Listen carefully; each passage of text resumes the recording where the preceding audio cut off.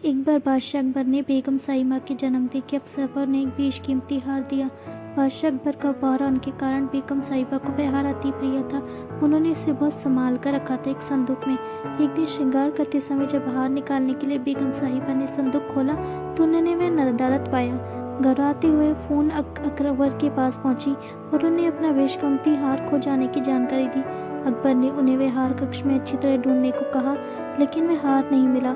अब अकबर और बेगम साहिबा को यकीन हो गया कि हो ना हो उस शाही हार की चोरी हो गई है।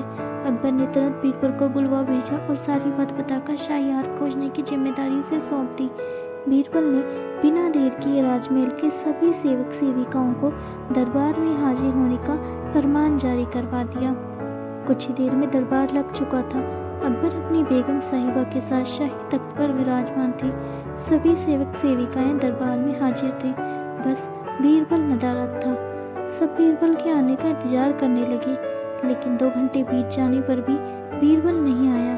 बीरबल की इस हरकत पर अकबर आग बबूला होने लगे। दरबार में बैठने का कोई औचित्य ना देख वे बेगम साहिबा के साथ उठकर वहां से जाने लगे। ठीक उसी वक्त बीरबल ने दरबार में प्रवेश किया। उनके साथ एक गधा भी था। विलम्ब के लिए अकबर से माफ़ी मांगते हुए बोले, जहाँपनाह, माफ़ कीजिए, इस गधे को खोजने में मुझे समय लग गया। सबकी समझ के परे था कि बीरबल अपने साथ वो गधा दरबार में लेकर क्यों आया है। बीरबल सबके जिज्ञासा शांत करते हुए बोले, ये कोई साधारण गधा नहीं है, ये एक जादुई गधा है। मैं ये गधा यहाँ इसलिए लाया हूँ ताकि ये शाही हार के चोर का नाम बता सके।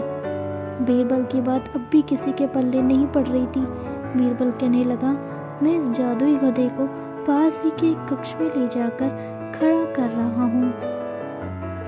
एक एक कर सभी सेवक सेविकाओं को उस कक्ष में जाना होगा और इस गधे की पूंछ पकड़कर जोर से चिल्लाना होगा कि उसने चोरी नहीं की। ध्यान रहे, आप सबकी आवाज़ बाहर सुनाई पड़नी चाहिए।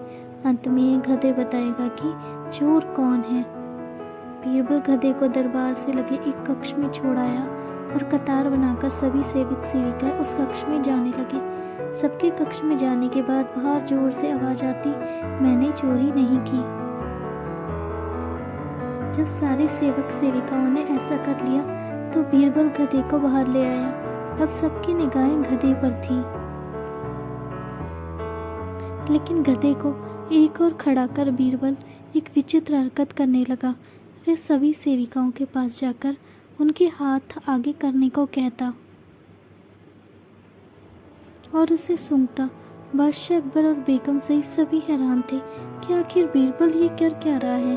तभी बीरबल एक सेवक का हाथ पकड़कर जोर से बोला, जहाँपनाह, ये है शाही हार का चोर। तुम इतनी यकीन से ऐसा कैसे कह सकते हो बीरबल? क्या इस जादुई गधे ने तुम्हें इस चोर का नाम बताया है? आश्चर्यचकित अकबर ने बीरबल से पूछा। बीरबल बोला, नहीं हुजूर, ये कोई जादुई गधा नहीं है, ये एक साधारण गधा है। मैंने बस इसकी पूंछ पर एक खास किस्म का इत्र लगा दिया था। जब सारे सेवक सेविकाओं ने इसकी पूंछ पकड़ी तो उनके हाथ में इस इत्र की खुशबू आ गई, लेकिन इस चोर ने डर के कारण गधे की पूंछ पकड़ी ही नहीं। वह कक्ष में जाकर बस जोर से चिल्लाकर बाहर आ गया, इसलिए इसके हाथ में उस इत्र की खुशबू नहीं आई। इससे सिद्ध होता है कि यही चोर है।